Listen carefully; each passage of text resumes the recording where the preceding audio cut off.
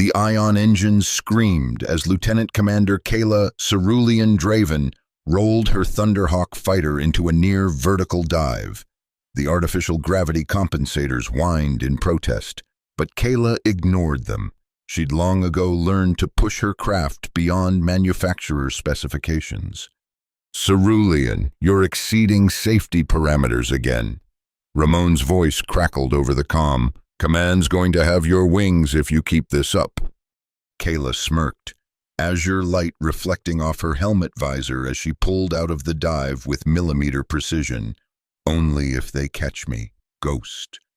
Ensign Ramon Liu, call sign Ghost, for his uncanny ability to disappear from sensor readings, was one of the few Academy classmates she still respected.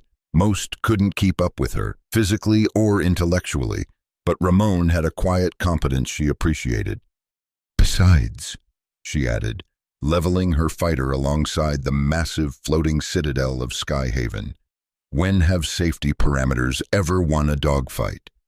The enormous aerial platform of Skyhaven hung suspended in the upper atmosphere of Analore, gleaming in the light of twin suns. Officially designated as Training Outpost A7, it served as the primary instruction facility for the Arius Alliance's most promising pilots. Human and Valcor cadets trained here side by side, a symbol of the uneasy cooperation between species that had been bitter enemies just 2 generations ago. Kayla banked her fighter toward the central landing bay, watching the Valcor squadrons performing their own maneuvers nearby. Their movements were elegant but predictable, almost ritualistic. She found it amusing how the reptilian Valcors, with all their advanced technology, still flew as if they were following ancient migration patterns. "Primitive," she murmured to herself. "What was that, Cerulean?" Ramon asked. "Nothing important," she replied, preparing for docking procedures. "Just noting cultural differences." As her craft settled onto the landing pad with a gentle hiss, Kayla removed her helmet and shook out her short black hair, cropped close on the sides with a sweep of electric blue across the top, her personal tribute to her call sign. At 28, she was already a legend at the Academy. Born on Earth but raised throughout the colonies.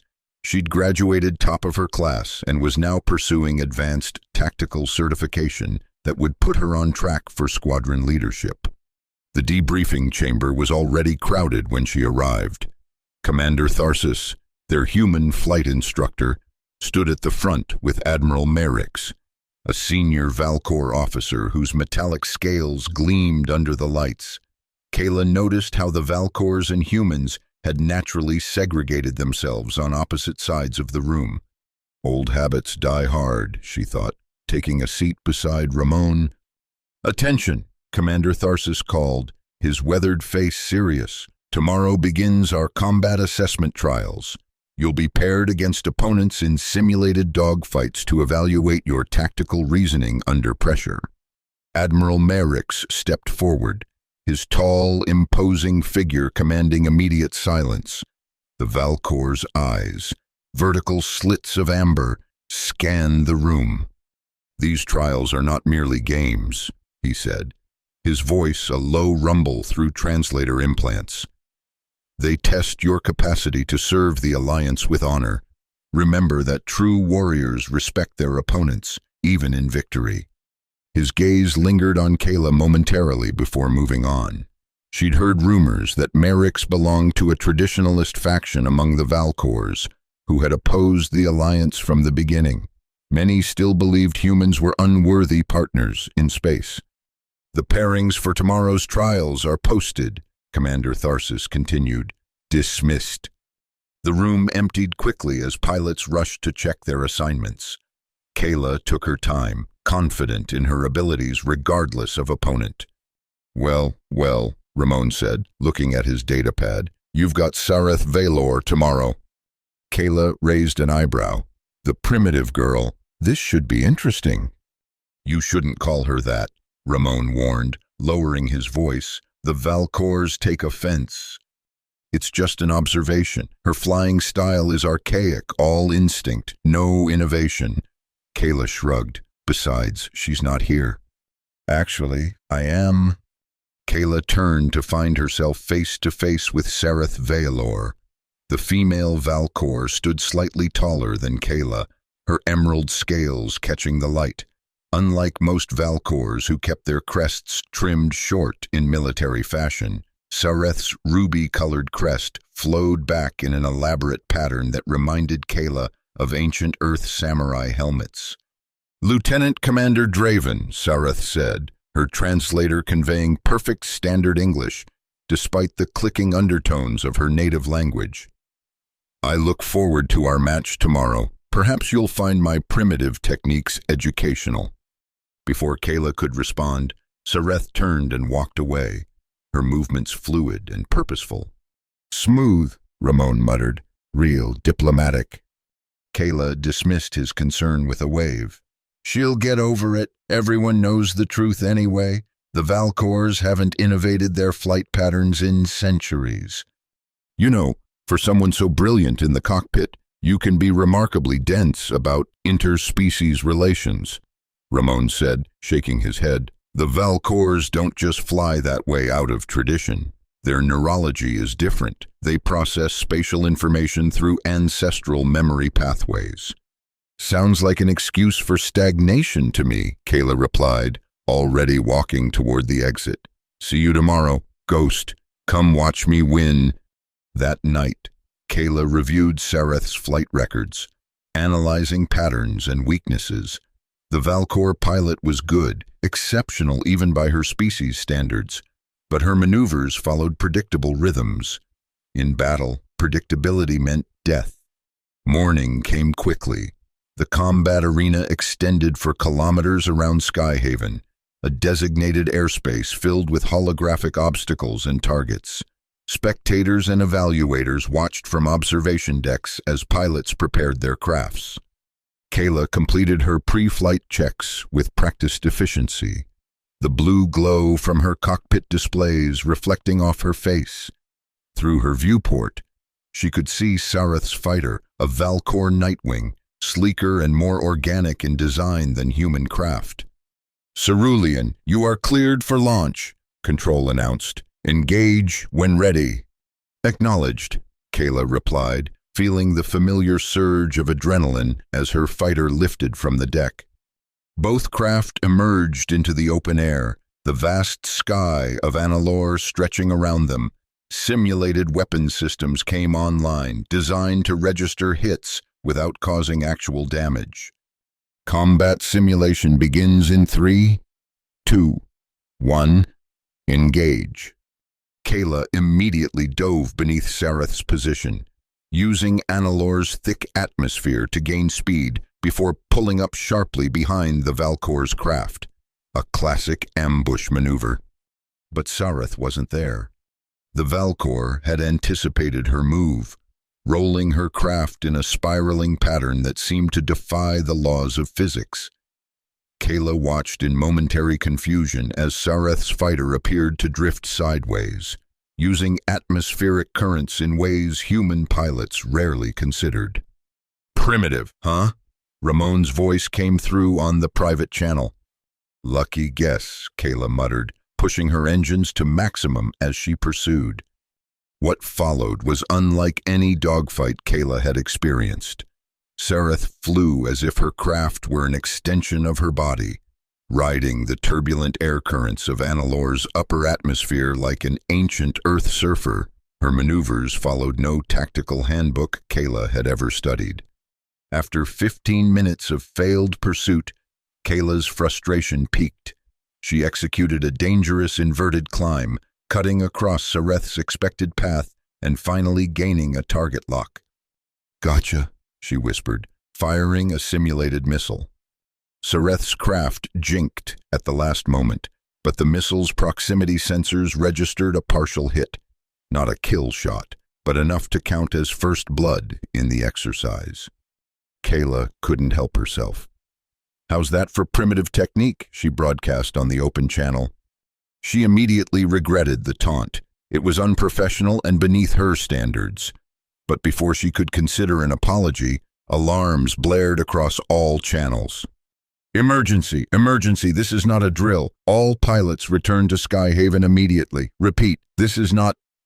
The transmission cut off abruptly as something massive emerged from the cloud layer below, a colossal asteroid fragment, glowing red-hot from atmospheric entry. It was on a direct collision course with Skyhaven. Control, we have visual on the object, Kayla reported, already calculating trajectories. It's a ship-sized meteor fragment, approximately 300 meters diameter, ascending through lower atmosphere.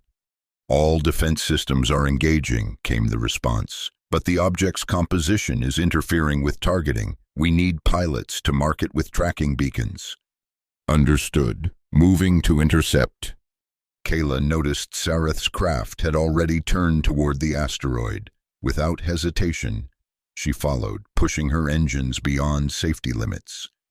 Sareth, we need to coordinate. Kayla broadcast, that thing's surface will be superheated. We'll need to approach from opposite vectors to place the beacons. There was no response. Sareth's fighter accelerated directly toward the asteroid, her trajectory taking her perilously close to its leading edge. Sareth, respond. Your approach angle is too steep. Still nothing. Either communications were compromised or Sareth was ignoring her. Either way, the Valkor was flying straight into danger. The asteroid's irregular surface came into view as they approached, a nightmarish landscape of jagged protrusions and superheated fissures venting plasma into the atmosphere. Sareth's craft weaved between these hazards with incredible precision, deploying a tracking beacon on a flat section of the rock's surface. Beacon 1 deployed, Sareth finally reported, moving to secondary position. Negative, Kayla shouted. Pull back now. The surface is destabilizing. Her sensors were showing catastrophic temperature increases across the asteroid's forward face. The atmospheric friction was causing the outer layers to fracture and explode outward. Sareth's craft banked sharply, attempting to escape the debris field, but a massive chunk of superheated rock clipped her port wing. The Nightwing fighter spun wildly, trailing smoke and debris. Mayday, mayday, Sareth's voice crackled through static. Flight controls compromised, engines failing. Kayla pushed her Thunderhawk into a steep dive, attempting to reach the stricken craft before it fell too far. Hang on, I'm coming to you. But even as she spoke, she knew she wouldn't make it in time. Sareth's craft was already plummeting toward the denser atmosphere below, spiraling out of control. At that descent rate, the Valkor would either burn up or be crushed by atmospheric pressure long before reaching the surface. Eject now, Kayla commanded.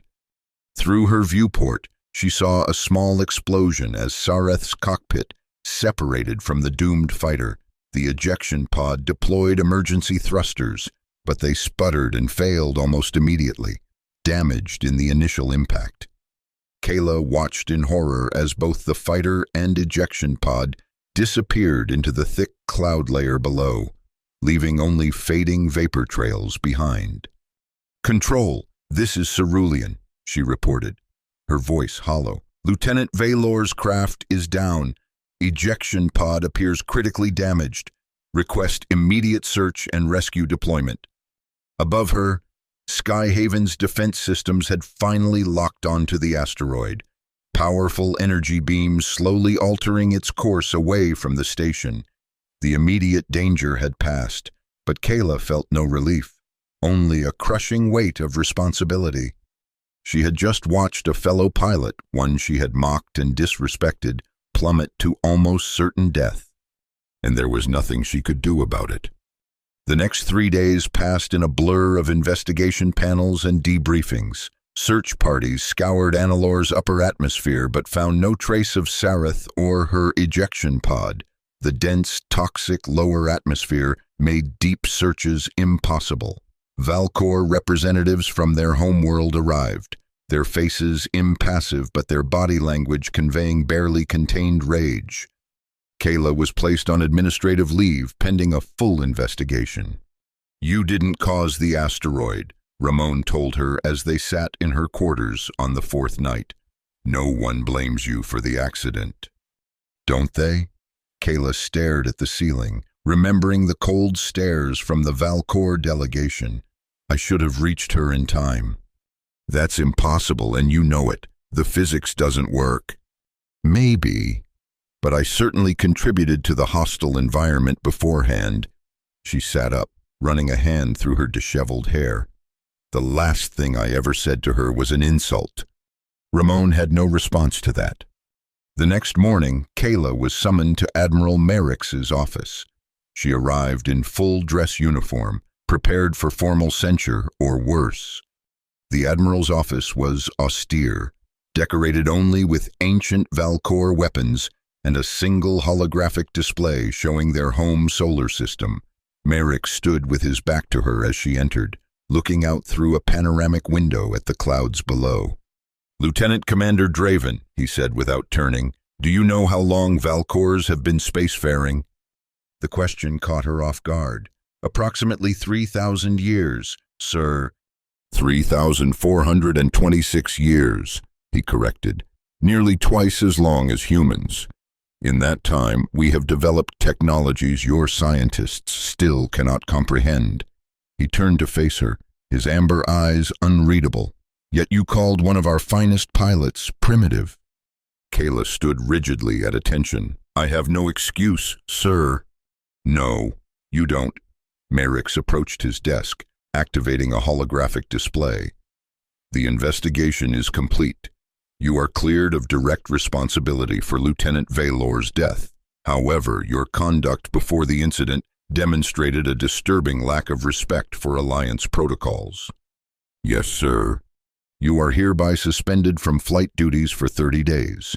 Additionally, you will complete a comprehensive course in Valcor flight theory and cultural sensitivity." The punishment was lenient, far more lenient than she deserved. "Thank you, sir." "Don't thank me," Merrick said coldly. "This decision comes from command, not from me. Were it my choice, you would be permanently grounded." Before Kayla could respond, the office door slid open. Commander Tharsis entered, followed by a medical officer. And behind them, walking slowly but steadily, was Sareth Valor. Kayla stared in disbelief. The Valcor pilot was thinner than before, her emerald scales duller, but unmistakably alive. "Lieutenant Valor was recovered yesterday by a deep atmosphere probe," Commander Tharsis explained. "Valcor physiology allowed her to survive conditions that would have killed a human instantly." Sareth stepped forward. "Our bodies can enter a hibernation state under extreme stress. The ejection pod's emergency beacon activated as it reached terminal velocity, slowing the descent enough for me to survive impact. I was unconscious for most of the past 4 days. I'm glad you're alive," Kayla managed, struggling to find appropriate words. Sareth's expression remained neutral. "Admiral, I have a request." Merrick nodded. "Proceed." "I wish to formally request Lieutenant Commander Draven as my wingmate for the remainder of the tactical training cycle." The room fell silent. Kayla was certain she had misheard. "Explain," Merrick demanded, clearly as surprised as Kayla. "The incident demonstrated that our different approaches to flight could be complementary rather than conflicting. The Lieutenant Commander's technical precision, combined with my alternative techniques, would create a formidable team." Merrick's scales rippled, a sign of agitation in Valcor. "This is highly irregular." "It is also practical," Sareth countered, "and it would demonstrate the Alliance's commitment to integration despite setbacks." Commander Tharsis stroked his chin thoughtfully. "It has merit, Admiral. The psychological impact alone would be significant." "Very well," Merrick finally conceded. "I will approve this request on one condition." He turned to Kayla. "Lieutenant Commander Draven must formally request the partnership herself. She must ask, even beg if necessary, for the honor of flying with the pilot she once mocked." Kayla felt her face flush with humiliation. This was Merrix's real punishment, not the suspension or the cultural training, but this public degradation. She looked at Sareth, trying to gauge if this had been her intention all along. The Valkor's expression revealed nothing. Swallowing her pride, Kayla stepped forward and executed a formal Valkor salute, right fist pressed to left shoulder. "Lieutenant Valor, I respectfully request the honor of serving as your wingmate. I acknowledge my previous behavior was unworthy of an Alliance officer and ask for the opportunity to learn from your expertise." Sareth returned the salute, then extended her hand in the human gesture of agreement. Request accepted. As they shook hands, Kayla noticed a flicker of something in Sareth's eyes, not forgiveness, exactly, but perhaps the beginning of understanding.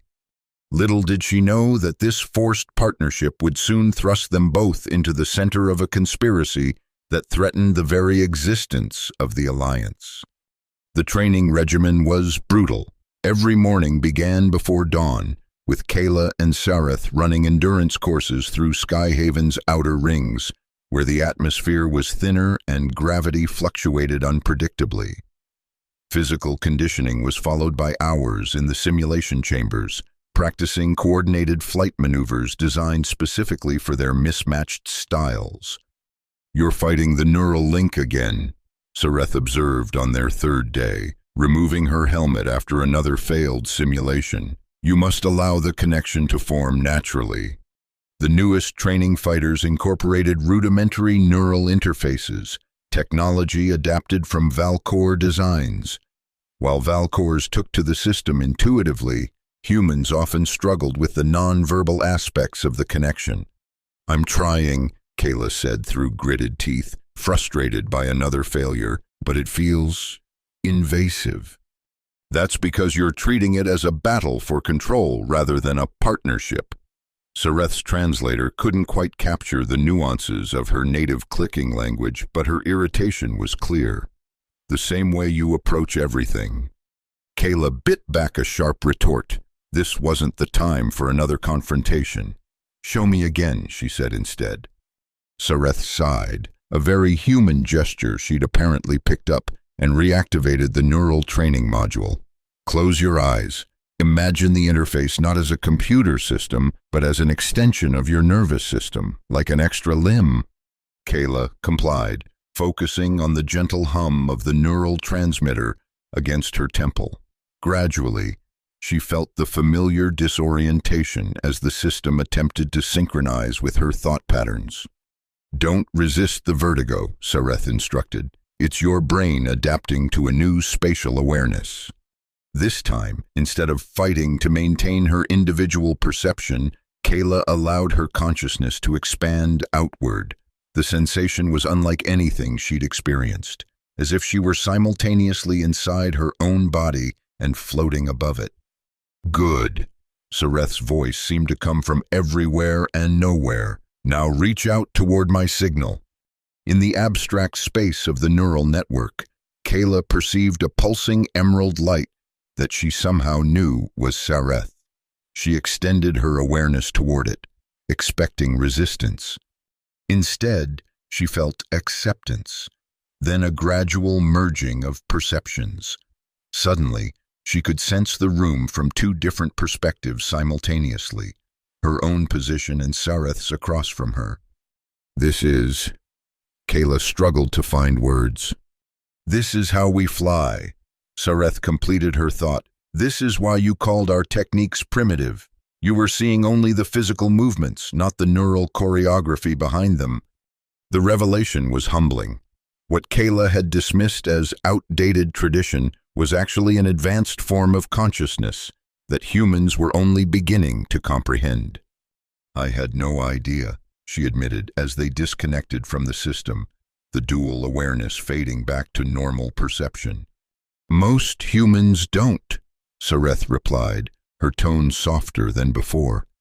"It's why Admiral Merrix and others like him believe humans aren't ready for true partnership. They think your species is too individually focused to understand collective consciousness." "Are they right?" Sareth considered this for a moment. I don't know yet, but I intend to find out. Over the following weeks, they made progress in small increments. Kayla learned to maintain the neural connection for longer periods, while Sareth adapted to the more improvisational aspects of human flight tactics. Their differences remained pronounced. Kayla approached problems with analytical precision, breaking them down into component parts. Sareth relied on intuitive understanding, perceiving patterns holistically, but gradually, these differences became complementary rather than conflicting. During their rare free hours, Kayla found herself curious about Sareth's background.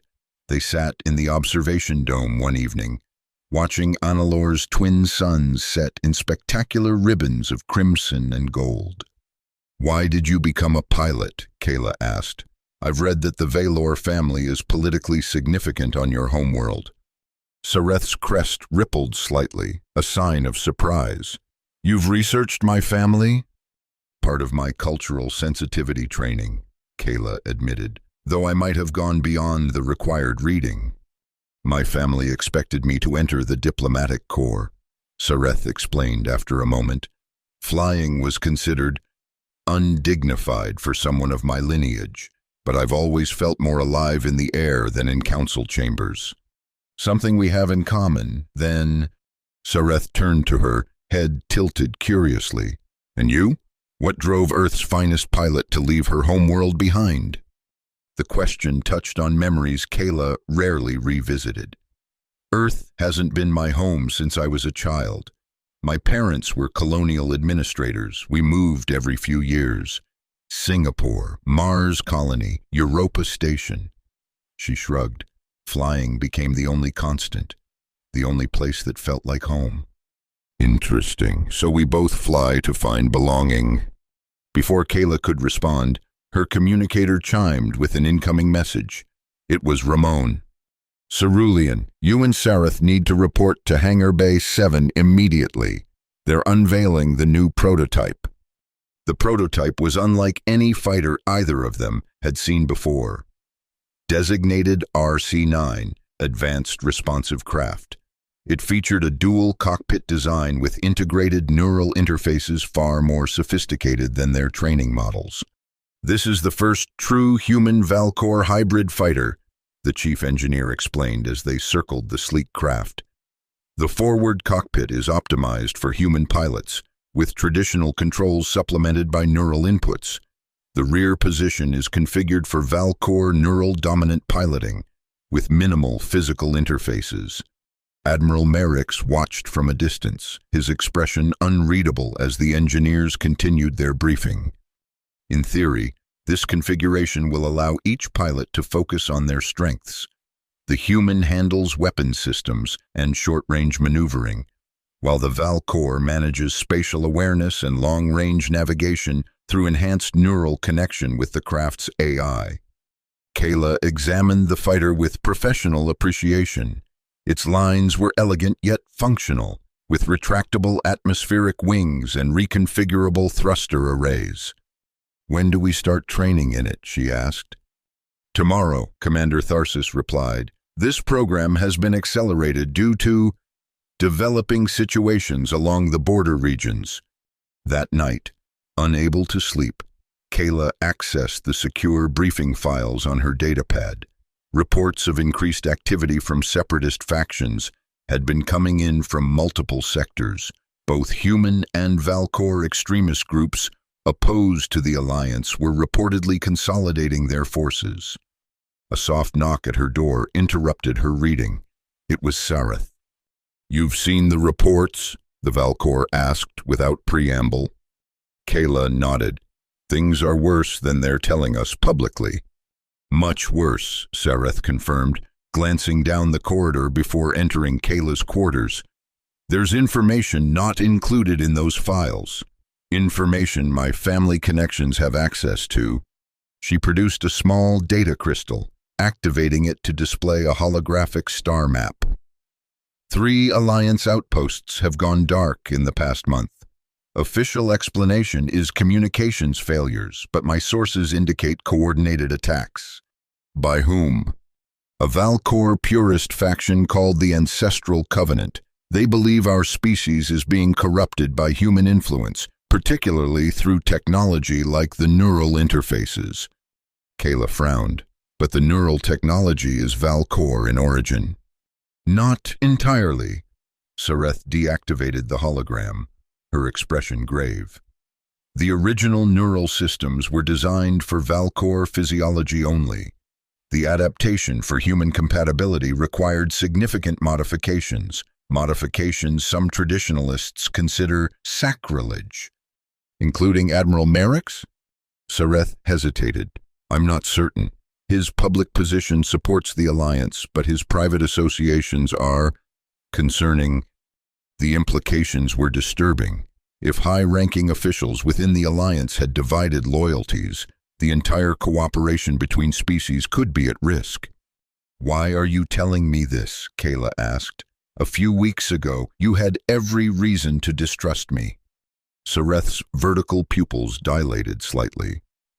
Because despite your cultural insensitivity, your loyalty to the alliance seems genuine, and because tomorrow our minds will be linked more deeply than ever before. Secrets become difficult in such circumstances. Their first flight in the ARC-9 prototype was scheduled for early morning. As they completed pre-flight checks, Kayla noticed a tension in Sareth's movements. Nervous? She asked over the internal comm. Cautious, Sareth corrected. This neural interface is more invasive than anything I've experienced before. The engineering team had explained that the ARC-9 systems would create a far more comprehensive link than their training models. Instead of simply sharing spatial awareness, they would experience a partial consciousness merger, with thoughts and emotions becoming potentially accessible to each other. Remember, the neural specialist instructed as they prepared for activation, focus on flight-related thoughts. The system is designed to filter personal memories, but the distinction can blur under stress. As the interface activated, Kayla felt the now familiar vertigo, followed by an expansion of awareness. But this time, the sensation continued, deepening until she could feel Sareth's presence in her mind, like a cool emerald current flowing alongside her own consciousness. Fascinating, Sareth's thought, not spoken, but understood nonetheless. Your mind processes information so sequentially, and yours is like a web, Kayla responded, marveling at the non-linear pathways of Valcor thought, everything connected to everything else. The test flight parameters were simple. Navigate a series of checkpoints around Skyhaven, then perform basic combat maneuvers against drone targets. But the experience was anything but simple. As they accelerated away from the station, Kayla found herself perceiving the environment through a strange composite awareness. Her own vision provided detailed focus on immediate obstacles, while Sareth's consciousness offered a broader spatial awareness that seemed to extend in all directions simultaneously. Their coordination was nearly perfect. Kayla would identify a target, and before she could verbalize her intention, Sareth would already be adjusting their trajectory to optimize the approach. When Sareth sensed atmospheric turbulence ahead, Kayla automatically reconfigured the flight surfaces to compensate. Remarkable synchronization, came Commander Tharsis's voice over the comm. Your neural coherence is registering at 89%, well above projected parameters. They completed the course in record time, destroying all drone targets with precision that would have been impossible for either pilot alone. As they returned to Skyhaven, Kayla felt a strange reluctance to disconnect from the neural interface. The shared consciousness had been unexpectedly comfortable. That was, she began as they removed their helmets back in the hangar. I know, Sareth replied simply.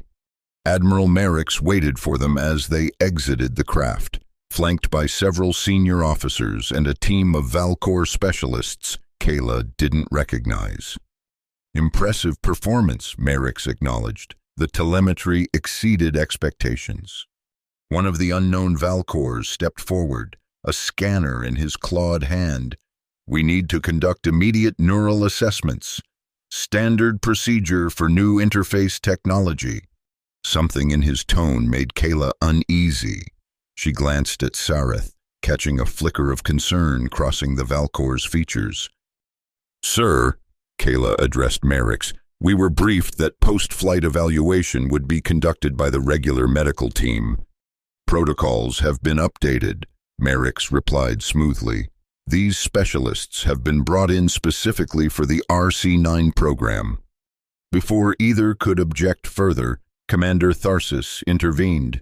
"I believe Lieutenant Commander Draven is correct, Admiral.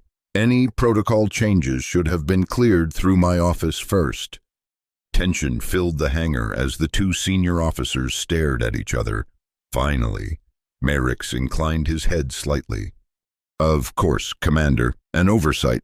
The specialists will coordinate with your medical team." He turned to leave, but not before giving Sareth a long, evaluating look. Later, in the privacy of Sareth's quarters, the Valkor pilot explained her concern. The scanner they were carrying wasn't standard medical equipment.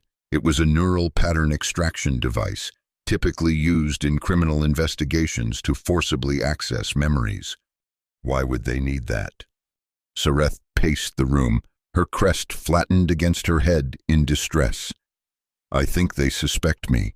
The neural interface we experience today, it's not supposed to be possible." "What do you mean?" "The level of coherence we achieved, 89%, is unprecedented between different species. The theoretical maximum for human Valkor neural synchronization was calculated at 60%. Kayla remembered the strange ease of their connection. "So we broke the curve. That's good, isn't it? Proof that humans and Valkors can work together better than expected? Or proof that I'm not a normal Valkor?" Sareth stopped pacing, facing Kayla directly. "My family doesn't know this. No one does. But I was born with a rare neural mutation. My brain structure is more adaptable than typical Valkors. It's why I excelled at flying, but also why I can form deeper connections with non-Valkor consciousness, including AIs. And if the traditionalists found out, they would consider me an abomination," Sareth finished, "living proof of their fears about corruption and deviation from ancestral patterns." The revelation cast their partnership in an entirely new light.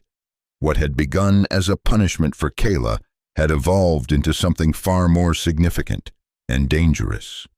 "We need to be careful," Kayla said. "If Merrick's is connected to these purist factions, then we're both at risk," Sareth agreed. "But we also have an opportunity. Our unusual connection might be exactly what the Alliance needs in the coming conflict." The next 2 weeks saw them flying daily missions in the ARC-9, their neural coherence strengthening with each flight. They began to develop a shorthand that transcended verbal communication, anticipating each other's reactions with uncanny accuracy. Ramon noticed the change during a rare shared meal in the mess hall. "You two are starting to move in sync, you know that? It's kind of creepy." Kayla hadn't realized it, but he was right.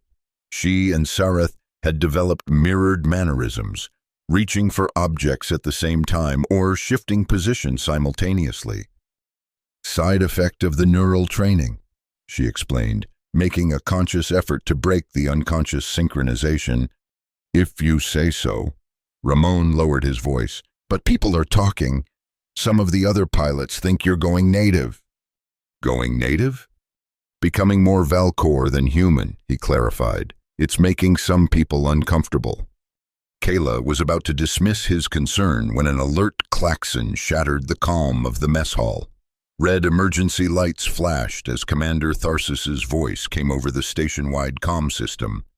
"All personnel to battle stations. This is not a drill. Repeat, all personnel to battle stations. We are under attack."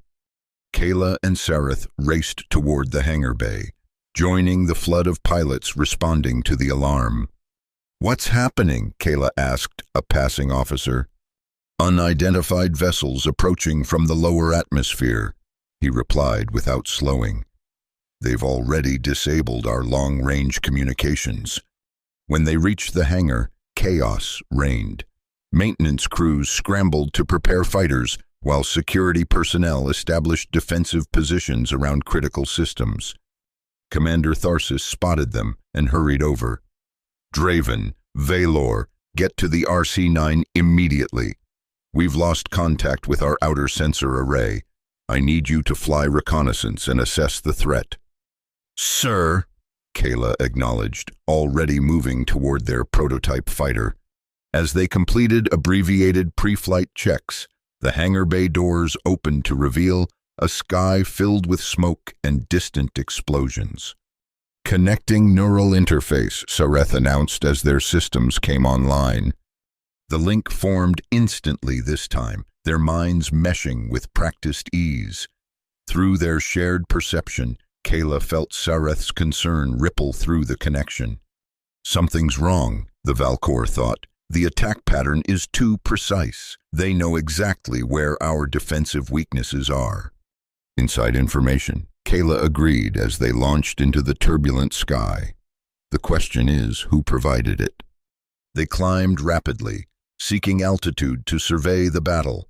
Below them, Skyhaven's defense fighters engaged with sleek, predatory craft of unfamiliar design. The attackers moved with coordinated precision, targeting communication arrays and weapon emplacements with surgical accuracy. Control, this is Arc-9, Kayla reported. We count approximately 20 hostile craft, unknown configuration. They appear to be concentrating on communication and defense systems rather than causing general damage.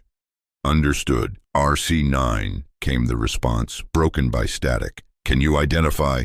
The transmission cut off abruptly. They're jamming all frequencies now, Sareth observed. We're on our own.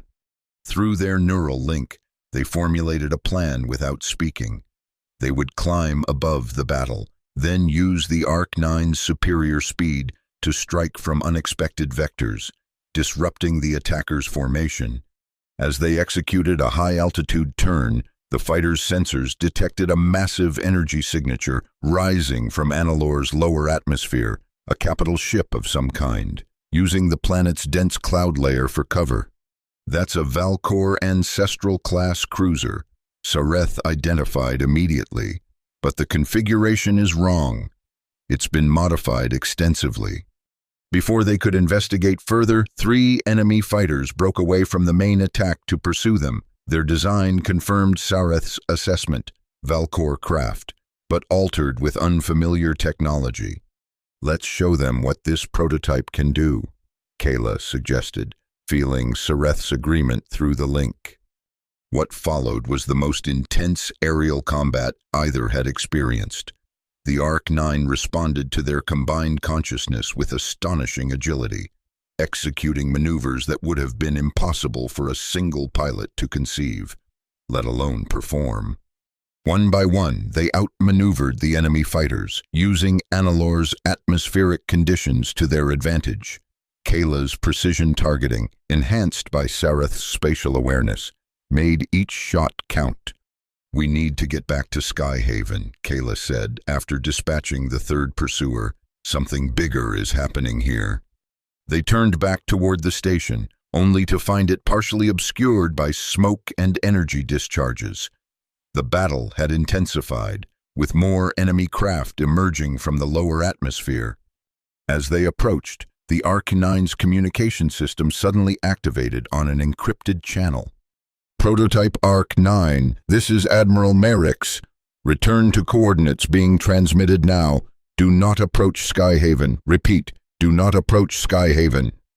Kayla and Sareth exchanged a glance. It could be a trap, Kayla thought. Or he could be trying to protect us, or the prototype. Sareth countered, either way, we need more information. They maintained their course toward Skyhaven, but reduced speed, scanning for any sign of what was happening aboard the station. As they drew closer, they detected a strange energy pattern emanating from the central command hub. That's a neural disruptor field, Sareth realized with alarm. It's designed to incapacitate anyone connected to the station's systems, including the defense AI, Kayla added, understanding dawning. They're not trying to destroy Skyhaven, they're trying to capture it. The realization came too late. As they approached the main hangar bay, a concentrated energy pulse struck their fighter, targeting its neural interface systems specifically. Kayla felt a searing pain as the connection with Sareth was forcibly severed. Then darkness claimed her. She awoke to the sound of voices arguing in Valkor language. Opening her eyes cautiously, she found herself restrained in a medical bay aboard Skyhaven. Sareth lay unconscious on a nearby examination table, surrounded by equipment Kayla didn't recognize. Admiral Merix stood with his back to her, confronting another Valkor whose elaborate scale patterns marked him as a high-ranking official. The abomination must be studied before termination, the unknown Valkor was saying in heavily accented standard English. Her neural patterns could provide valuable data. We agreed to minimal casualties, Merix responded, his tone cold. Scientific curiosity does not override tactical necessity. Dr. Ravax. This goes beyond curiosity, Ravax insisted, gesturing towards Sareth. Her mutation represents a fundamental threat to our genetic purity, the ability to form deep neural bonds with humans and artificial intelligence. It is precisely the corruption our covenant was formed to prevent. Kayla remained still, absorbing the confirmation of her suspicions. Merix was indeed working with the ancestral covenant. The attack had been orchestrated from within. And what of the human pilot? Merix asked, nodding toward Kayla. Ravax dismissed her with a wave. Terminate her. She has seen too much. No, Merix countered. The human stays alive, for now. Her neural patterns may provide insight into how the corruption spreads. Ravax seemed about to argue further when an alarm sounded throughout the medical bay. A subordinate Valkor rushed in, reporting in their native language. Kayla couldn't understand the words, but the urgency was clear. Both Merix and Ravax hurried from the room, leaving her alone with the unconscious Sareth and a single guard. Kayla tested her restraints subtly. They were secure, but not impossibly so. If she could create a distraction. Before she could formulate a plan, Sareth's eyes snapped open. The Valkor gave no other indication of consciousness, but Kayla felt a faint pressure in her mind, a ghost of their neural connection. Stay still, came Sareth's thought, barely perceptible. Emergency protocols active. Kayla didn't understand what that meant until she noticed a subtle change in the room's lighting. The overhead illumination flickered momentarily, then stabilized at a slightly different hue. The guard noticed too, checking his communication device with a frown when it apparently showed nothing amiss. He returned to his watchful stance. The station AI.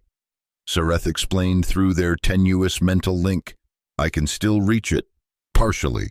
Neural disruptor affecting its higher functions, but basic systems responding. Kayla marveled at the implications. Even without the RC9's interface, Sareth could establish a connection with artificial intelligence systems. The mutation she had described went far beyond what she had admitted. Slowly, imperceptibly, the restraints around Kayla's wrists began to loosen as remote servos responded to Sareth's silent commands. At the same time, the temperature in the room began to rise, not enough to be immediately alarming, but sufficient to make the guard uncomfortable. When the restraints had loosened enough, Sareth gave the signal through their link. Now, the lights in the medical bay suddenly flared to blinding intensity. The guard raised his hands to shield his eyes, and in that moment, Kayla broke free from her restraints and lunged forward. Years of combat training took over as she struck precisely at vulnerable points in Valkor physiology, the nerve cluster at the base of the throat, then the secondary cardiovascular pressure point beneath the arm. The guard collapsed without raising an alarm, Kayla quickly moved to free Sareth from her restraints. "Can you walk?" she asked urgently. Sareth nodded, though her movements were unsteady as she rose from the examination table. "The neural disruptor affected me more severely than you. My connection to the station AI is tenuous at best. We need to find Ramon and any other loyal personnel," Kayla said, retrieving the guard's weapon. "Then we need to reach the RC-9 if it's still intact." "First, we need to disable the neural disruptor," Sareth countered. "It's preventing Skyhaven's defense systems from operating autonomously. That's why the Covenant forces were able to take control so easily." They moved cautiously into the corridor, where emergency lighting cast ominous shadows. The station felt eerily quiet, suggesting that most personnel had either been captured or were in hiding. "The disruptor will be in the central command hub," Kayla reasoned. "Heavily guarded, I imagine." "There's an alternative approach," Sareth suggested. "The primary environmental control center has direct access to the power distribution network. If we can cause a targeted overload in the disruptor's power supply, we could short it out without having to reach it directly," Kayla finished, impressed by the strategy. "Let's go." They made their way through maintenance corridors and service tunnels, avoiding the main passageways where Covenant forces would be concentrated. Sareth's partial connection to the station's systems proved invaluable, allowing her to predict patrol patterns and unlock secured doors.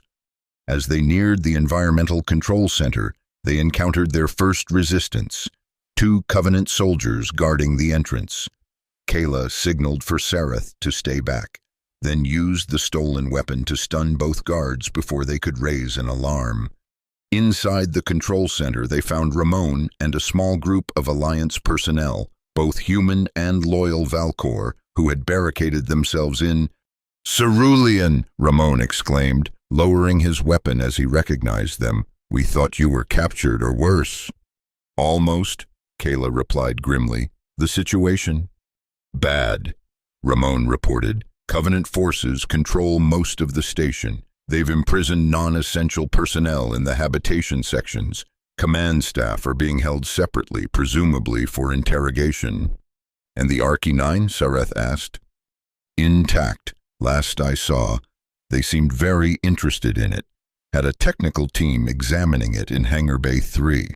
Kayla quickly explained their plan to disable the neural disruptor. Ramon's technical expertise would be crucial for manipulating the power distribution systems.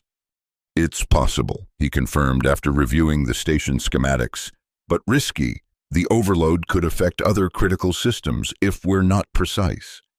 "We don't have a choice," Kayla insisted. "Once the disruptor is down, Skyhaven's AI can regain control of defense systems. That's our only chance against superior numbers." They worked quickly, rerouting power conduits and bypassing safety protocols. Sareth maintained her tenuous connection to the station AI, preparing it to resume control the moment the disruptor failed. "Ready," Ramon announced after several tense minutes. "On your mark." Kayla took a deep breath, knowing that what they were about to do would announce their presence to the entire Covenant force. "Execute." The lights throughout the station flickered momentarily, then stabilized. For a heart-stopping moment, nothing seemed to happen. Then, through their fragile mental link, Kayla felt Sareth's surge of triumph. It worked. The AI is regaining control, emergency protocols activating.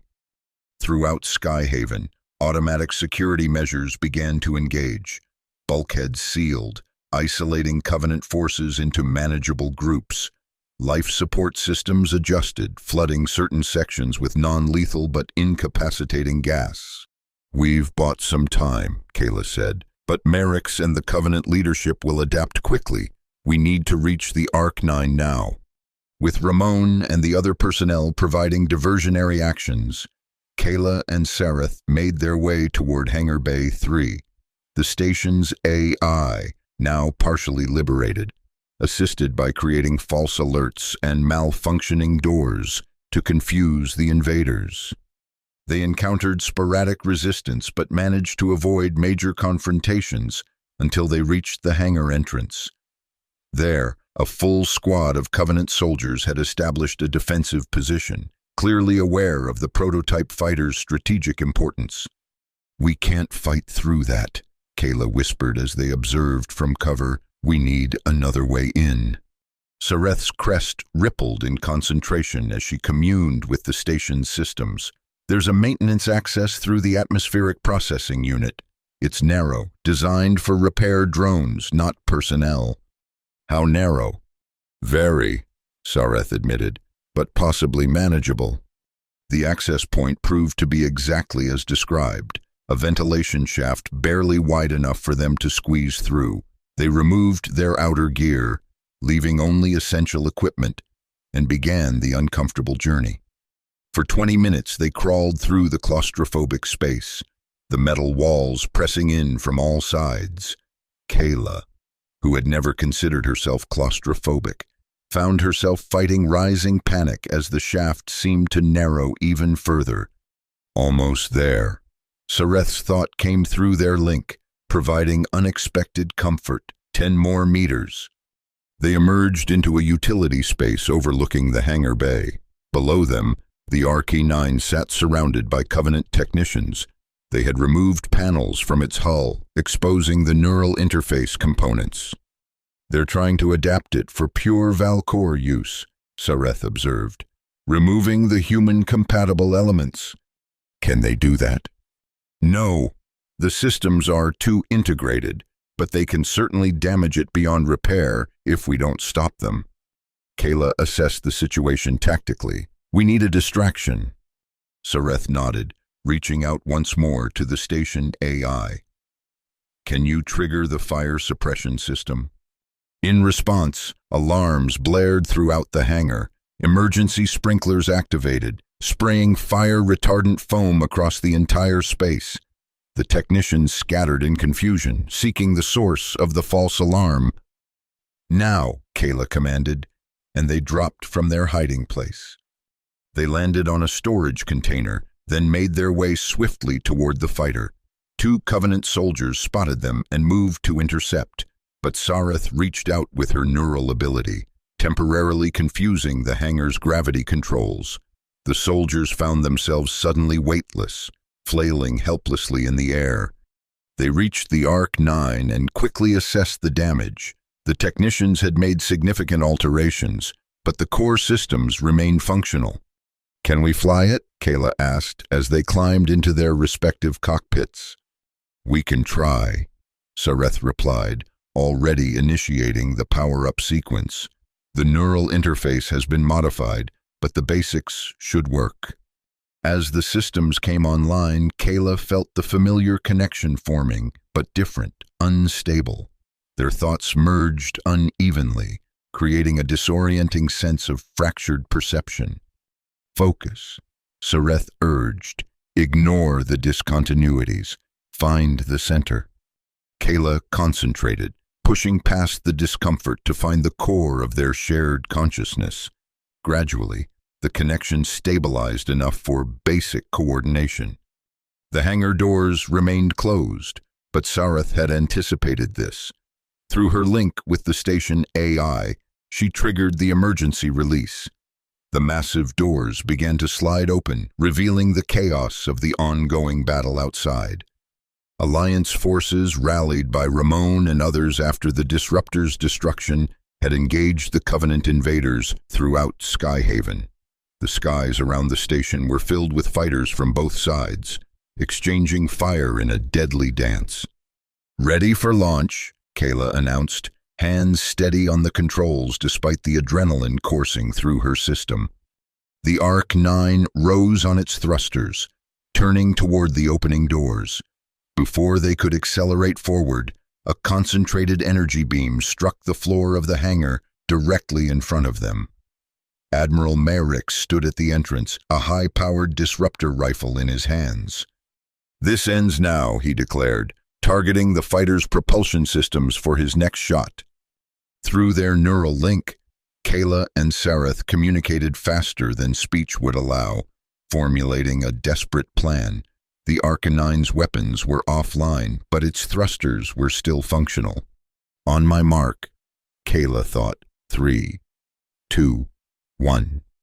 They fired the ventral thrusters at maximum power, sending the fighter straight up toward the hangar ceiling. Simultaneously, Sareth connected directly to the hangar's environmental systems, venting atmosphere explosively. The resulting pressure wave knocked Merrick's off his feet, his shot going wide. The Arc-9 smashed through a maintenance hatch in the ceiling, a tight fit that scraped hull plating but allowed them to bypass the partially opened main doors. They emerged above Skyhaven, momentarily clear of the immediate battle. Central Command, this is RC-9, Kayla broadcast on all Alliance frequencies.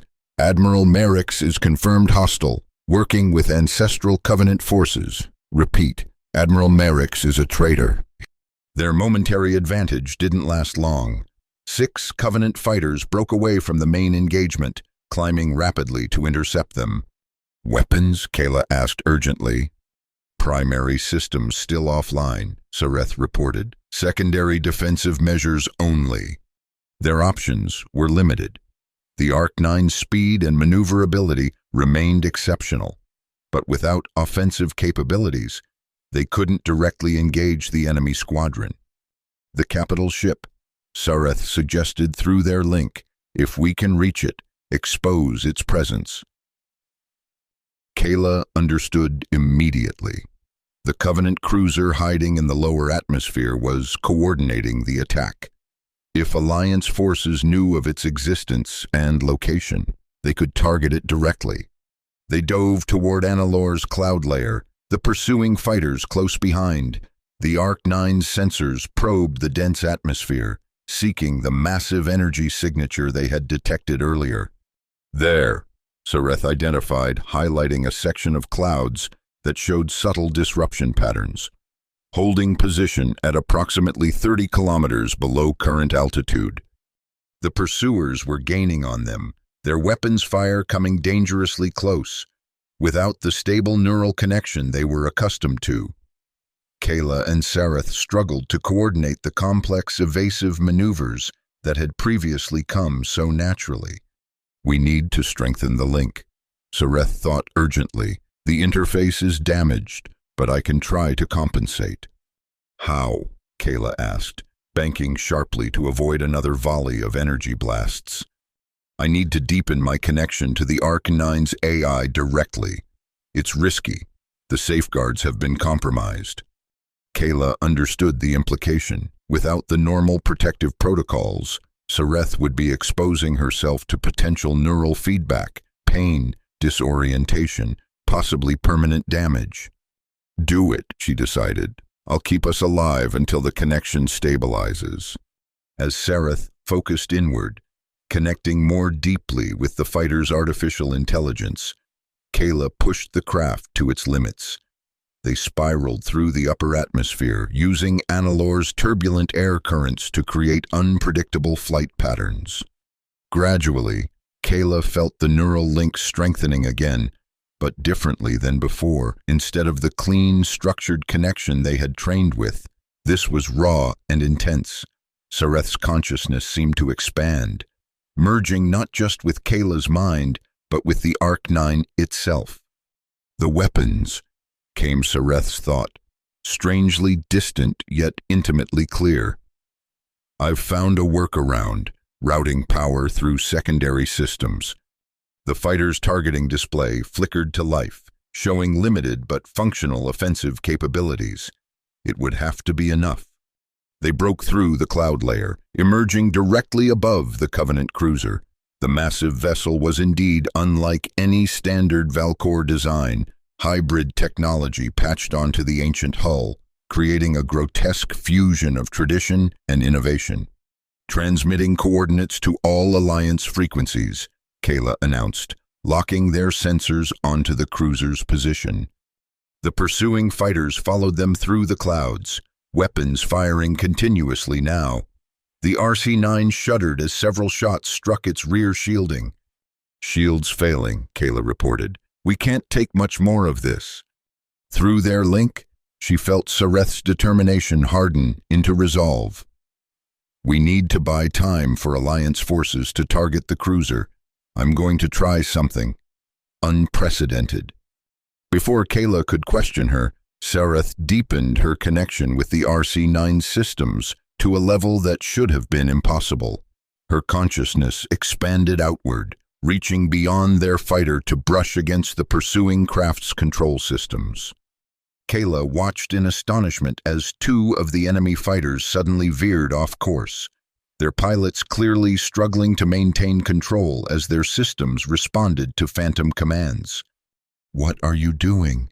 she asked through the link, feeling the strain this effort was placing on Sareth. "Neural projection," came the strained response, using the Arc-9 as an amplifier to interfere with their control systems. "Can't maintain it long." The distraction was enough. Above them, Alliance fighters had received their transmission and were descending through the clouds, weapons hot. The first salvos struck the Covenant cruiser's upper hull, breaking through its shields at several points. "We need to pull back," Kayla urged, noting the dangerous energy readings from Sareth's neural activity. "You're pushing too hard." "Not yet," Sareth insisted. "One more thing to do." She directed their remaining weapons power toward a specific point on the cruiser's hull, a junction where the hybrid technologies connected to the original Valcor systems. The precise shot caused a cascade of failures through the vessel's power grid. The cruiser began to list to one side, secondary explosions blooming across its surface as systems overloaded. The remaining Covenant fighters broke off their pursuit, attempting to protect their command vessel. It was too late. Alliance bombers had arrived, their heavy ordnance tearing through the cruiser's compromised defenses. The massive ship began to break apart, falling deeper into Annalore's atmosphere where pressure would eventually crush the remains. "Now we can go," Sareth thought, her mental voice fading as she released the enhanced connection. Kayla turned the Arc-9 upward, accelerating away from the battle as Alliance forces secured their victory. Through their link, she felt Sareth's consciousness flickering like a dying flame. "Stay with me," she urged aloud, pushing the damaged fighter toward Skyhaven as quickly as possible. "Just stay with me." The return to Skyhaven revealed a station in recovery. Covenant forces had been defeated or captured, with Admiral Merrick's among those in custody. The cost had been high, significant damage to the station and numerous casualties, but the Alliance held. Medical teams were waiting as they landed the battered RC-9 in the main hangar. Sareth was unconscious, her neural patterns dangerously unstable from the strain of her unprecedented connection with the fighter's AI. For 3 days, Kayla refused to leave the medical bay, watching as specialists worked to stabilize Sareth's condition.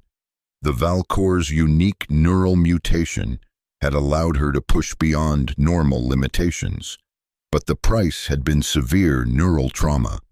On the 4th day, Commander Tharsis found Kayla dozing in a chair beside Sareth's bed.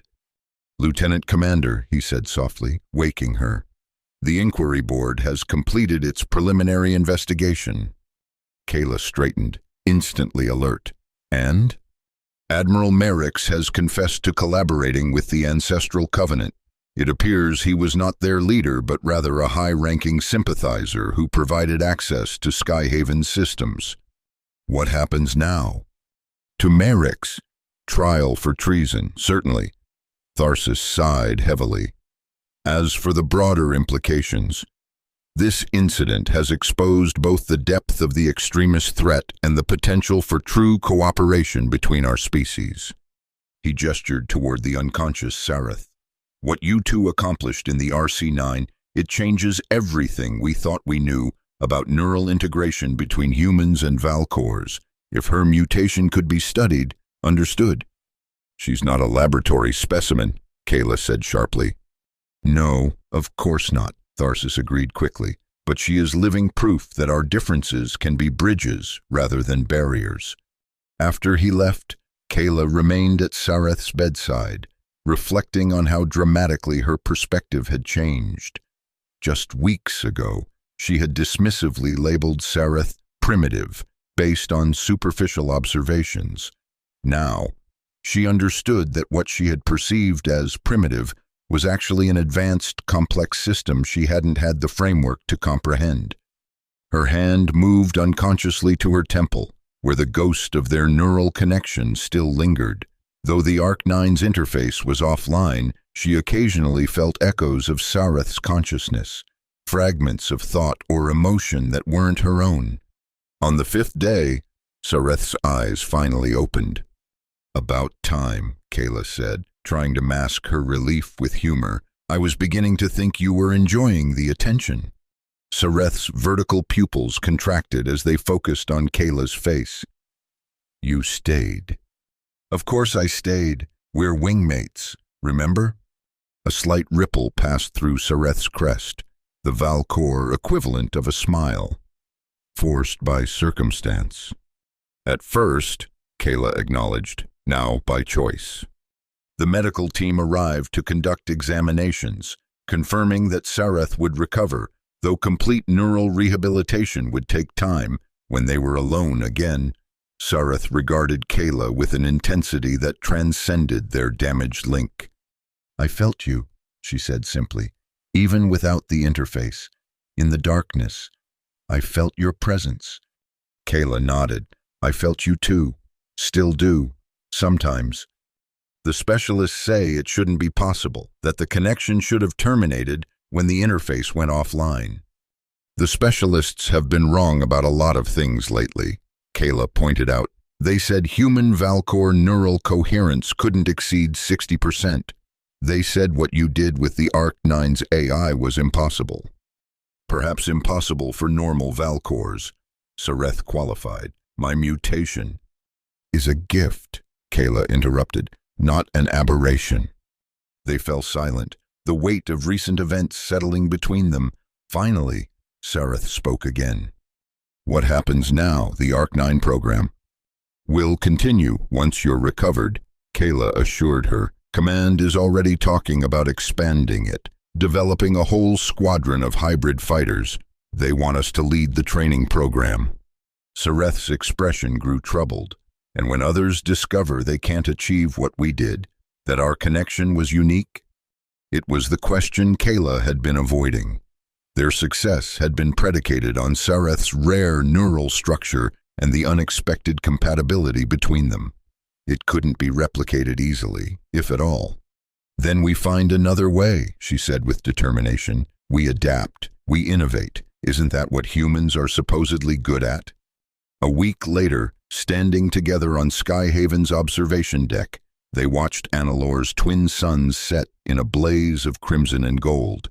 Sareth had been released from medical care, though she still moved with careful precision, her neural pathways not fully healed. "I never properly apologized," Kayla said suddenly. "For what?" "For calling you primitive, for assuming I understood something I hadn't bothered to learn about." Sareth's crest rippled slightly. "In a way, you weren't entirely wrong. The Valcor approach to flying does honor ancient patterns, traditions that connect us to our evolutionary past. We find strength in that continuity. While humans constantly chase the new and untested," Kayla acknowledged, "each approach has merit." "And limitations," Sareth added, "which is why together we achieved what neither could alone." Below them, the first stars of evening appeared in Annalore's darkening sky. Somewhere out there, remnants of the ancestral covenant were regrouping, and other threats to the alliance lurked. The conflict was far from over. "I've been authorized to select my own permanent wingmate for the next phase of the RC-9 program," Kayla said, turning to face Sareth directly. "It would mean extended deployment, potentially hazardous conditions, and dealing with my occasionally difficult personality." "Sounds challenging," Sareth observed, her expression unreadable. "Very. In fact, I might have to beg you to accept the position." At this, Sareth's crest expanded fully, a sign of surprised amusement. Lieutenant Commander Kayla Draven, begging that I would like to see. Kayla smiled, then executed a formal Valcor salute, right fist pressed to left shoulder.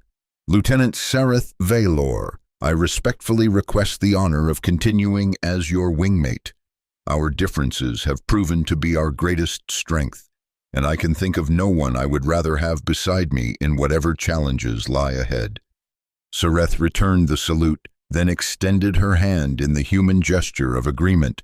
Request accepted, Cerulean. As they clasped hands, Kayla felt a faint stirring of their neural connection, damaged but not destroyed, evolving into something new and undefined, like the Alliance itself. Their partnership existed in uncharted territory, facing an uncertain future. But for the first time, Kayla felt ready to embrace that uncertainty, not alone, but with a wingmate she would never again underestimate.